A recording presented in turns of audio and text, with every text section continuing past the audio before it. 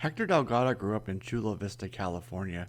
He lived close enough to the naval shipyard in San Diego that he quickly developed an interest and a love in naval warfare and the United States Navy.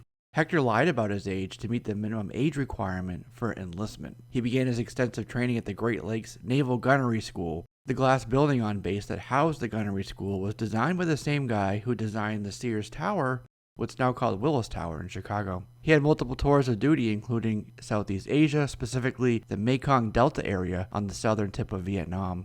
He most likely served on PBRs and PCFs during this time. He was stationed in Yokosuka, Japan with the U.S. Navy's 7th Fleet, as well as helping conduct carrier operations in the Middle East. Despite being a chief, he did wear the blue dungaree sailor uniform, and based on this extensive deployment experience, and despite his questionable culinary skills, Hector was recruited to the G.I. Joe team and soon thereafter completed SEAL training. General Hawk had this to say about our sailor. Shipwreck is without question the most frustrating and annoying member of the entire team. He's arrogant, loudmouth, and has virtually no respect for authority. He must have somehow fooled them into thinking he'd change to get through SEAL training. That's the really annoying thing about him. He's so blasted good at what he does that it almost compensates for his personality.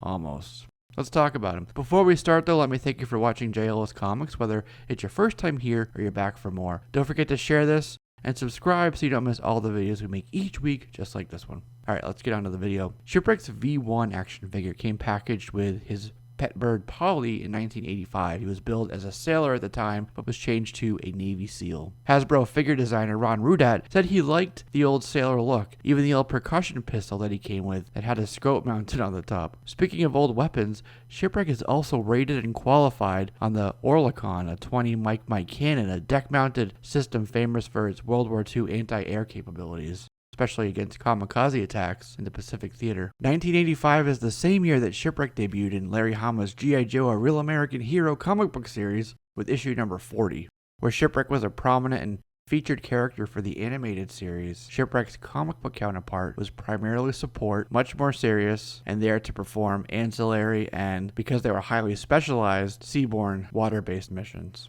In issue 40, his debut issue, Shipwreck was with the team in the Gulf of Mexico who were tasked with building an air-sea base, also called a tactical battle platform. He burst on the scene deriding these quote-unquote landlubbers and protecting his naval equipment.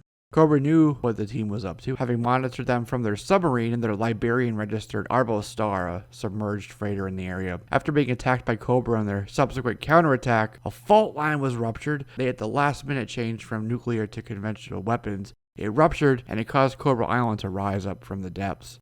Between this issue and next, we get to see Shipwreck using an anchor on a string, somewhat of a non-traditional issue weapon. But one of his first acts was putting his sidearm to Barbecue's forehead. In the next issue, and the second issue in a row, they both use their weapons, Shipwreck's anchor on a string as boarding anchor, and Barbecue using his fire axe. And together, they destroyed a HISS tank with these weapons. And I don't think they would use them again now that Ripcord was rescued. Well, a Ripcord. It was actually Zartan masquerading as Ripcord. Shipwreck was part of the strike team tasked with taking the airfield in Springfield, along with LJ, BBQ, Flint, Deep Six, Alpine, and others. So once Zartan was exposed as a fake Ripcord, he escaped from the pit. Shipwreck was one of the Joes who pursued him into the marshlands outside McGuire Air Base in New Jersey. The team loaded up on Dragonflies, Havocs, and BT Maulers to chase down Zartan. Sergeant Slaughter led the ambush backup team. In issue 51, he and Alpine snagged the Swamp Copter with a tether to a tank. And he would remain with the team as an active member, participating in many missions up until issue 155 and their decommissioning, which happened in 1994. In the non-canon time period, he became a core member of the G.I. Joe team called America's Elite, which was made through Devil's Due. Back with Larry Hama in the Hamaverse, with issue 166, Shipwreck made his long-awaited return on a mission that required Cutter and Topside, and the first appearance of Polly in the main title. Polly was in special missions, we'll talk about that in a moment, but not in ARAH until this particular issue. Topside had an action figure in 1990, but it wasn't until this issue that he showed up in Larry Hama's run, so it's significant in that regard. In issue 188, a seaborne op, Shipwreck was part of the assault on the freighter Aden Explorer. The team in the rib boarded the ship while Cutter and Shipwreck held a racetrack pattern with the Whale hovercraft just out of visual range along with Polly, Prince Nyoto, and a couple others. The next issue, the flying robo-skull strafed the whale with gunfire, injuring both Shipwreck and Duke. Polly, up until this point, has just basically been saying squawk for a few issues, but when we arrive at 193, finally says down in front, slowly starting to form those sentences. A few issues later, and they were stationed at Rio Lindo Airport with a C-130 cargo transport plane, a V-100 armored car bearing down on him, Duke, and Wild Bill. It was destroyed, but then a relief team, including Wildcard with his M220 Mike cannon, Spirit, Alpine, Clutch, Cross Country, and a massive Mean Dog showed up. Then Polly showed up to lead them to where Shipwreck and Duke were, and who is now, by the way, talking in full sentences. A big advancement from just a few issues prior. Polly, and I suppose the Mean Dog as well, are the Deus Ex Machina of this particular plotline. So the Mean Dog burst through the wall of the containment area, and they found Shipwreck picking off baddies with an AK-47 set to full auto. Both Shipwreck and Polly were at Snake Eyes Memorial Service in issue 214, who was also in Broca Beach in 231, along with Cutter and Deep Six, investigating an underground battle android trooper factory.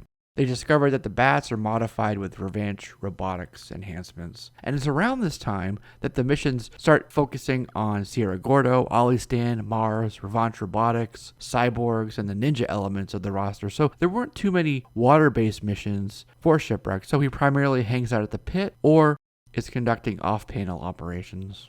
Shipwreck was part of G.I. Joe Yearbook 2, a story which saw Destro and the Baroness attempt to steal a Soviet laser from Afghanistan and get it out of the country via a freight train to a shipping dock at a seaside dockyard. Well, the Joe team, Shipwreck and Polly included, were waiting at the dock to intercept it and take it back into United States custody. This was the issue I was referencing earlier.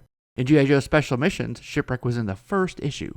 The team was in the Baltic Sea under the guise of an operation to raise a sunken submarine, but what they're really doing is trying to get someone out of Kaliningrad to defect to the United States, and they're successful, but not before running with Firefly, the Baroness, and the entirety of the October Guard. Shipwreck also showed up in the second story in the first issue of European Missions. Hector's out on the ocean floor with Dr. Forbes, where they'd found old, appropriately, shipwrecks and sunken warplanes, and they were trying to raise them to the surface with this new technology, which were inflatable bags that would bring up things from the sea bottom. They raise up a Nazi plane, and it's filled with Nazi skeletons and Nazi gold. Cobra attacked right around this time. It killed Dr. Forbes, but Shipwreck was able to escape by diving below the surface of the water. He got back at Cobra by cutting the inflatable bags, so they all sank under the weight of the gold, deep beneath the ocean, and died. Shipwreck was more serious in his comic book version than his Sunbow counterpart. Animated Shipwreck had a Jack Nicholson drawl and a Popeye the Sailor swagger to make him a leading star, instantly likable, and quite the opposite of Hama's comic book version, who was much more serious, played more of a support role.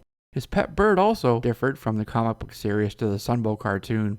In the animated series, Polly would often speak out, repeating commands, talking to Shipwreck, carrying on with complete, albeit simple, conversations at times. In the comic book series, Polly rarely spoke out except for a squawk, and except for, of course, those later issues that we just talked about.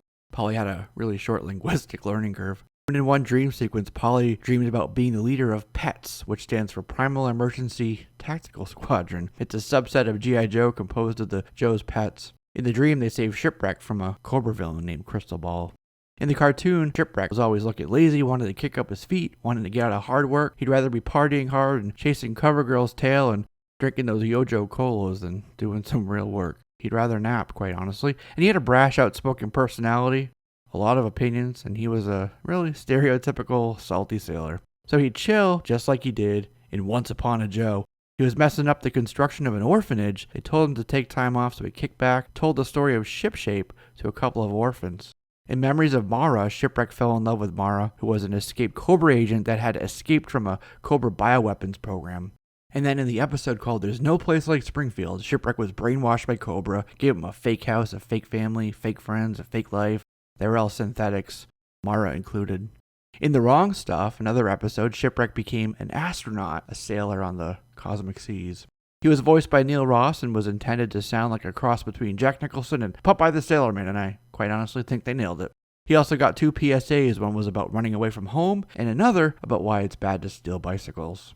And then in 2007, jumping over to action figures, Shipwreck came with the Piranha assault boat, as well as the 2-pack Electric Eel for the Valor vs. Venom line. In 2013, Shipwreck's arrogant attitude caused trouble with his teammates, so he and Polly were assigned to Tiger Force. And so there you have it, my friends, the story of Shipwreck. That's a wrap on this one. As always, I look forward to your comments, questions, corrections, and suggestions down below. Don't forget to subscribe and share this with your friends so you and they can all be a part of the videos we make each week. I'm Jesse, this is JLS Comics, and I'll see you soon.